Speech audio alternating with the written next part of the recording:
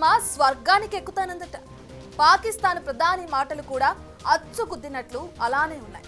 పోనీలే బహిరంగ సభలో బీపీ పెరిగిందని అనుకోవడానికి కూడా లేకుండా 1కి 2 సార్లు అదే పదాన్ని రిపీట్ చేసి మరీ చెప్పారు. ఎంత స్ట్రాంగ్ గా అంటే పోడియం పగిలిపోద్దేమో అన్నట్లు బల్ల గుద్ది మరి గొంతు చించుకున్నారు.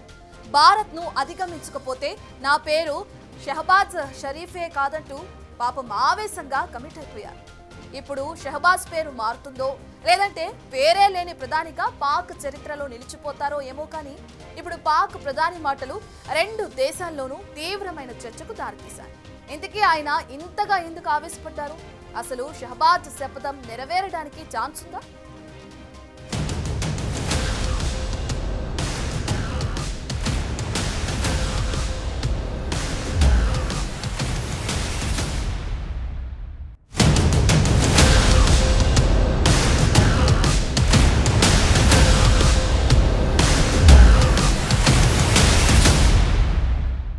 तो एक दिन आएगा कि हिंदुस्तान नु पिछले छोटे थे मेरा नाम शहबाज शरीफ नहीं है. చూసారుగా నవ్విపోదురుగాక నాకేటి సిగ్గు అనుకున్నారో ఏమో గాని పాకిస్తాన్ ప్రధాని ఆవేశంతో అలవిగాని శపథం చేసేశారు. పాకిస్తాన్ వాస్తవ పరిస్థితిని మర్చిపోయి నోటికొచ్చినట్లు ప్రతిజ్ఞలు చేశారు. 73 సంవత్సరాల వయసున్న పాకిస్తాన్ ప్రధానమంత్రి షహబాజ్ షరీఫ్ తాను బతికున్నప్పుడే అన్ని రకాలుగా భారత్ను అధిగమించి చూపిస్తానన్నారు. లేకపోతే తన పేరు షహబాజ్ షరీఫే కాదంటూ కమిట్ అయ్యారు. ఇటీవల పాకిస్తాన్లోని పంజాబ్ ప్రావిన్స్ ని సందర్శించిన ప్రధాని షహబాజ్ డేరా గాజీఖాన్లో నిర్వహించిన బహిరంగ సభలో ఈ సంచలన వ్యాఖ్యలు చేశారు. పాకిస్తాన్లోని పంజాబ్ ప్రావిన్స్ ప్రజలను రెచ్చగొట్టే క్రమంలో భారత్ పేరు వాడినట్లు స్పష్టంగానే తెలుస్తోంది. ఈ క్రమంలో పిడికిలి పైకెత్తడం, గాలిలో చేతులు ఊపడం, ఛాతిపై కొట్టుకోవడం, పోడియం బల్లను గుద్దడం వంటి విన్యాసాలు చేస్తూ ప్రేక్షకుల్ని అలరించడానికి ప్రయత్నించారు.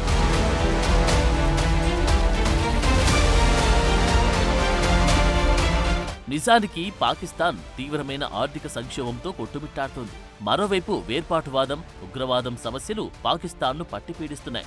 ఆ దేశంలో రాజకీయ పరిస్థితులు కూడా సక్రమంగా లేవు. ఎప్పుడు దేశం మిలిటరీ చేతుల్లోకి వెళ్తుందో అనే భయాలు లేకపోలేదు. ఒక విధంగా ప్రజల చేత ఎన్నుకోబడిన ప్రభుత్వం స్క్రీన్ పైనే గాని పాకిస్తాన్ని వెనుకుండి పాలిస్తుంది, మిలిటరీనే అనే అభిప్రాయాలున్నాయి. ఇక పాకిస్తాన్ ప్రభుత్వం అమెరికా దయతో ప్రపంచ బ్యాంక్ అప్పులతోని కడుపు నింపుకుంటోంది. మరోవైపు చైనాకు అమ్ముడు పోయి మౌలిక సదుపాయాలు పెంచుకుంటోంది. ఈ పరిస్థితుల్లో తన పెద్దన్న పాక్ మాజీ ప్రధాని నవాజ్ షరీఫ్ పై ప్రమాణం చేసి మరీ ఇంత వింతగా మాట్లాడడంతో ప్రపంచమంతా ముక్కున వేలేసుకుంటుంది. ప్రధాని షహబాజ్ షరీఫ్ స్పృహలో ఉండే మాట్లాడుతున్నారా అనే కామెంట్లు వినిపిస్తున్నాయి.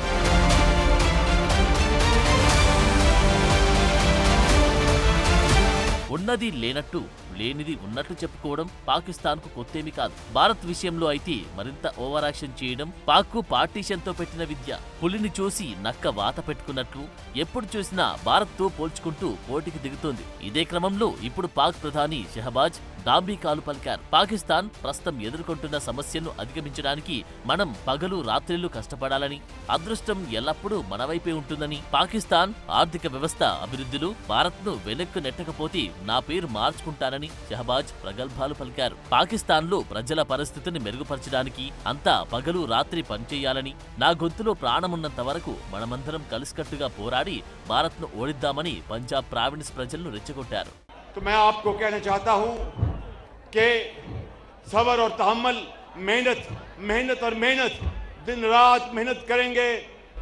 ओ मैं कोई गल दसो बीआई गल दसो, मैं तुसा मैं को पिछले 20-25 साल तो जान दियो, मैं ठीक आ करे ना, ठीक आ करे, बोलो ना, जोर ना बोलो, मैं ठीक आ करे.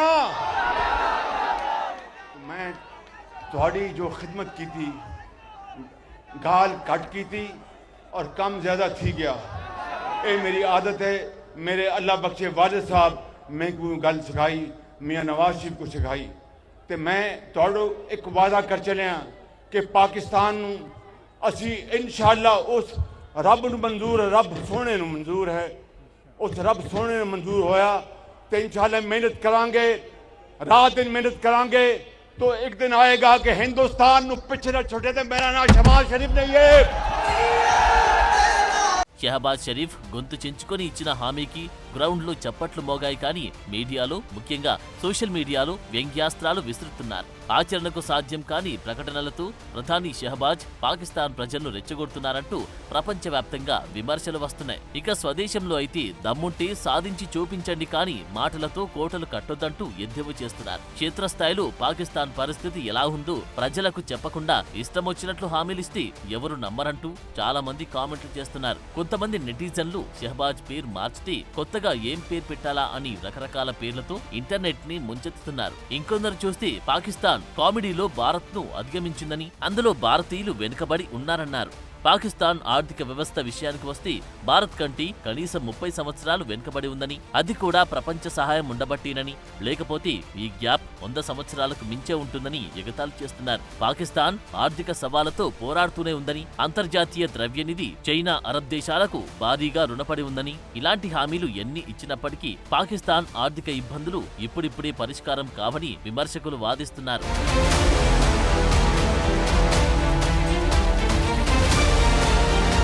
అయితే 2 రోజుల క్రితం భారత్ పాకిస్తాన్ మధ్య జరిగిన క్రికెట్ మ్యాచ్ ముందు కూడా పాక్ ప్రధాని ఇలాంటి కవ్వింపు మాటలే మాట్లాడారు. భారత్ ను లక్ష్యంగా చేసుకుని సంచలన వ్యాఖ్యలు చేశారు. ఛాంపియన్స్ ట్రోఫీ కప్పును సొంతం చేసుకుంటే సరిపోదని, చిరకాల ప్రత్యర్థి టీమిండియాను తప్పకుండా ఓడించాలని షహబాజ్ షరీఫ్ అన్నారు. కప్పు కంటే భారత్ ను ఓడించడమే ముఖ్యమని అర్థం వచ్చేలా పాక్ ప్రధాని చేసిన వ్యాఖ్యలపై సోషల్ మీడియాలో దుమారం రేగింది. 2021 టీ20 వరల్డ్ కప్ ఓటమి తప్పితే పాక్ తో ఐసీసీ టోర్నీలో ఆడిన ప్రతిసారి టీమిండియానే గెలిచింది. అలాగే టీ20 ప్రపంచ కప్ 2024లోనూ ఆ టీంని రోహిత్ సేన చిత్తు చేసింది. ఇలాంటి పరిస్థితుల్లో చరిత్ర మర్చిపోయి పాక్ ప్రధాని ఓవరాక్షన్ చేయడంపై స్వదేశంలోనూ విమర్శలు ఎదుర్కోవాల్సి వస్తుంది. పాకిస్తాన్ ను స్వయం సమృద్ధి గల దేశంగా మార్చడం, విదేశీ రుణాలపై ఆధారపడడాన్ని తగ్గించడం, ప్రపంచ వేదికపై పాకిస్తాన్ ఆర్థిక స్థితిని పెంచడం పక్కనబెట్టి ప్రజల్ని రెచ్చగొడుతూ పబ్బం గడుపుకుంటున్న ప్రధాని షహబాజ్ వైఖరిపై అంతర్జాతీయ సమాజం విమర్శలు గుప్పిస్తోంది.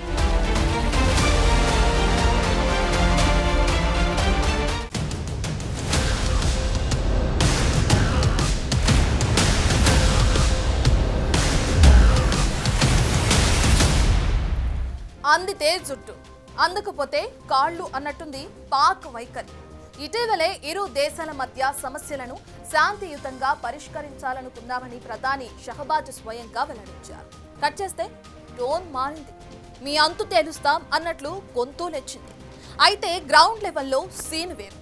పాకిస్తాన్ జీడీపీకి భారత్ జీడీపీకి మధ్య నక్కకి నాగలోకానికి ఉన్నంత వ్యత్యాసం ఉంది.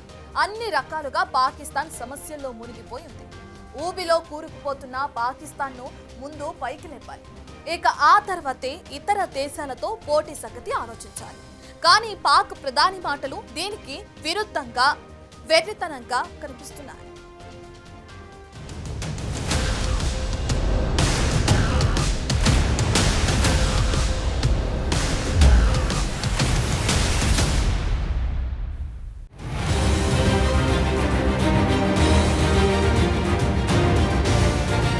ఇటీవలి దాయాది పాకిస్తాన్ శాంతి మంత్రం వల్లించింది. కాశ్మీర్ అంశం సహా భారత్తో ఉన్న అన్ని సమస్యలను సంప్రదింపుల ద్వారా పరీక్షించుకోవాలని కోరుకుంటున్నట్లు పాక్ ప్రధాని షహబాజ్ షరీఫ్ తెలిపారు. ఐక్యరాజ్య సమితిలో చేసిన వాగ్దానాలను భారత్ నెరవేర్చి చర్చలకు ముందుకు రావాలంటూ పిలుపునిచ్చారు. ఫిబ్రవరి ప్రారంభంలో కాశ్మీర్ సంఘీభావ దినోత్సవం సందర్భంగా పాకిస్తాన్ ఆక్రమిత కాశ్మీర్ శాసనసభ ప్రత్యేక సమావేశంలో ఈ వ్యాఖ్యలు చేశారు. కాశ్మీర్ ఎప్పటికీ భారత్లో అంతర్భాగమేనని భారత్ ఎన్నో సందర్భాల్లో స్పష్టం చేసింది. ఈ విషయంలో ఇతర జోక్యాన్ని సహించబోమని ఐక్యరాజ్యసమితి సహా అంతర్జాతీయ వేదికలపై వెల్లడించింది. అయినప్పటికీ కాశ్మీరీలకు స్వయం నిర్ణయాధికార హక్కు లభించే వరకు పాకిస్తాన్ దృఢమైన నైతిక, దౌత్య, రాజకీయ మద్దతును అందిస్తూనే ఉంటుంది అని పాక్ ప్రధాని షహబాజ్ అన్నారు. 1999లో అప్పటి ప్రధాని అటల్ బిహారీ వాజ్పేయి పాకిస్తాన్ను సందర్శించినప్పుడు సంతకం చేసిన లాహోర్ డిక్లరేషన్లో పేర్కొన్నట్లుగా భారత్ పాకిస్తాన్లు దెబ్బతిన్న తమ సంబంధాలను సరిదిద్దుకోవడానికి సంభాషణలే ఏకైక మార్గమని షరీఫ్ అన్నారు. అయితే ఉగ్రవాదం, శత్రుత్వం, హింసలేని వాతావరణంలో పాకిస్తాన్తో సాధారణ పొరుగు సంబంధాలను కోరుకుంటామని భారతదేశం స్పష్టం చేసింది.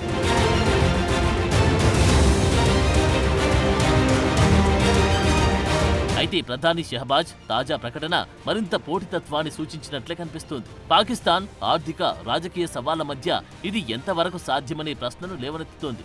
2024 నాటికి $3,889 బిలియన్ భారతదేశ జీడీపీ పాకిస్తాన్ జీడీపీ కంటే దాదాపు 10.38 రెట్లు ఎక్కువ. పాక్ జీడీపీ కేవలం 375 బిలియన్లు మాత్రమే.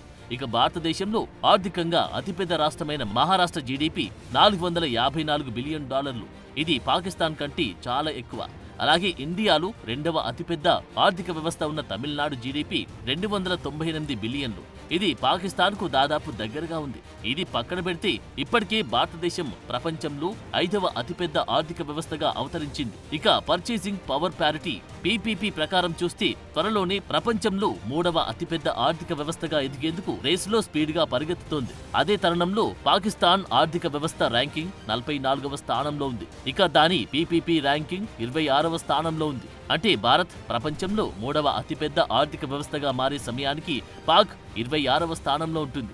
దీనికి సుమారు మరో 25 ఏళ్లు టార్గెట్ ఉంది. దీని ప్రకారం చూస్తే పాకిస్తాన్ భారత్ స్థానాన్ని చేరుకోవడానికి, అంటే 26 స్థానం నుండి 3వ స్థానాన్ని చేరుకోవడానికి ఎన్నేళ్లు పడుతుందో అర్థం చేసుకోవచ్చు.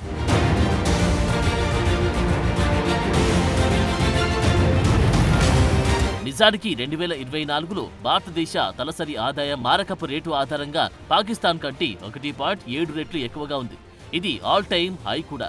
ప్రపంచ తలసరి జీడీపీ ర్యాంకింగ్లో 2 దేశాలు చాలా తక్కువ స్థానంలో ఉన్నప్పటికీ భారతదేశంతో పోల్చుకుంటే పాకిస్తాన్ అధా పాతాళంలో ఉందని చెప్పాలి. ఒక విధంగా చూస్తే 33 భారతీయ రాష్ట్రాల్లో 29 రాష్ట్రాలు పాకిస్తాన్ కంటే ధనిక రాష్ట్రాలుగా ఉన్నాయి. అలాగే 7.021% జీడీపీ వృద్ధితో భారతదేశం పాకిస్తాన్ కంటే 2.377% కంటే చాలా ఎక్కువ స్థాయిలో ఆర్థికంగా అభివృద్ధి చెందుతోంది. 2001 నుంచి 2019 మధ్య కాలంలో భారతదేశ జీడీపీ వృద్ధి రేటు పాకిస్తాన్ కంటే ఎక్కువగా ఉంది. భారతదేశం 2021లో గరిష్ట జీడీపీ వృద్ధి రేటు 9.69% కాగా 2020లో కనిష్టంగా -5.78% సాధించింది. అదే పాకిస్తాన్ 1970లో ఆల్ టైమ్ గరిష్ట స్థాయి 11.35% కాగా 2020లో రికార్డు స్థాయిలో -1.27%కి చేరుకుంది. ఇక ఇటీవలి కాలంలో భారత్ ఆర్థిక వ్యవస్థ మెరుగవుతూనే ఉంది. కరోనా కాలాన్ని కూడా దాటుకొని భారత్ నిలదొక్కుంది. ప్రపంచంలో చాలా దేశాలు కరోనా దెబ్బకు చతికిల పడితే భారత్ మాత్రం అనుకూలమైన ఆర్థిక విధానాలు అమలు చేసి అగ్రదేశాలకు పోటీగా అభివృద్ధి చెందుతోంది.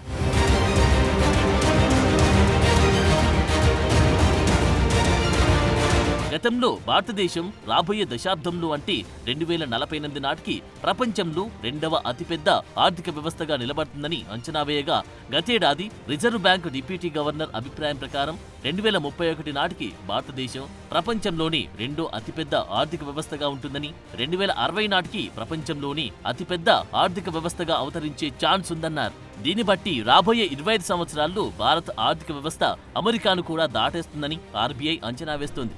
ఇప్పటికే చైనాతో పోటీ పడుతున్న భారత్ 3-4 స్థానాల్లో ఉన్న జర్మనీ, జపాన్లను మించి చైనా తర్వాత మూడో ఆర్థిక వ్యవస్థగా నిలబడాలనే ఆశయానికి ఇది మరింత ప్రేరణ ఇస్తుందని విశ్లేషకులు భావిస్తున్నారు. వచ్చే 10 ఏళ్లలో భారతదేశం సంవత్సరానికి 9.6% చొప్పున వృద్ధి చెందగలిగితే దిగువ మధ్య ఆదాయ ఉచ్చు నుండి బయటపడి అభివృద్ధి చెందిన ఆర్థిక వ్యవస్థగా మారుతుందని అంచనాలున్నాయి.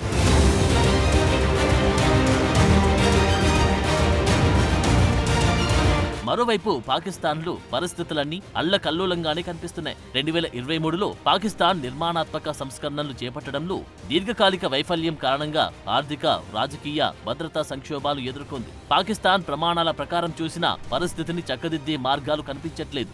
దేశానికి పేరుకుపోయిన అప్పులు, మిలిటరీ ఎప్పుడు స్వాధీనం చేసుకుంటుందో అనే భయం కారణంగా కొన ఊపిరితో కొట్టుమిట్టాడుతోంది. పాకిస్తాన్ ఆదాయంలో కనీసం 40% వడ్డీలు చెల్లించుకోవాల్సిన పరిస్థితి ఉంది. పాకిస్తాన్ తీవ్రమైన ఆర్థిక మాంద్యాన్ని, డిఫాల్ట్ ముప్పును ఎదుర్కొంటుంది. అలాగే తీవ్రమైన ద్రవ్యోల్బణంతో విదేశీ నిల్వల లోటు రాబోతున్న తరుణంలో ఇంటర్నేషనల్ మానిటరీ ఫండ్తో పలుమార్లు సమీక్షా సమావేశాలు జరిగాయి. అయినప్పటికీ డీల్ కుదరకపోవడంతో పాకిస్తాన్కు తీవ్రమైన ఒత్తిడి పెరిగింది. అయితే పాకిస్తాన్ ఆర్థిక సంక్షోభాన్ని ఎదుర్కొనేందుకు కొన్ని దేశాలు పాకిస్తాన్కు సహాయం చేస్తున్నప్పటికీ పాకిస్తాన్కు కావాల్సిన కొత్త అవసరాల కోసం ఇంటర్నేషనల్ మానిటరింగ్ ఫండ్ ని ఆశ్రయించక తప్పట్లేదు. దీనికి తోడు అమెరికా అధ్యక్షుడు డొనాల్డ్ ట్రంప్ ఇటీవల పాకిస్తాన్కు తాత్కాలికంగా సహాయాన్ని రద్దు చేస్తున్నట్లు ప్రకటించారు. అమెరికా నిధులు సమకూర్చి అనేక అభివృద్ధి ప్రాజెక్టులను నిలిపివేశారు. అమెరికా నిధులను నిలిపివేయడం వల్ల బహుళ రంగాలపై ప్రత్యక్ష ప్రభావం పడుతుంది. అలాగే ఇంటర్నేషనల్ మానిటరింగ్ ఫండ్ కఠినమైన నిబంధనలకు అనుగుణంగా పాకిస్తాన్ వనరుల పునర్వ్యవస్థీకరణ నిర్వహణపై తీవ్రమైన ప్రభావాలు పడనున్నాయి.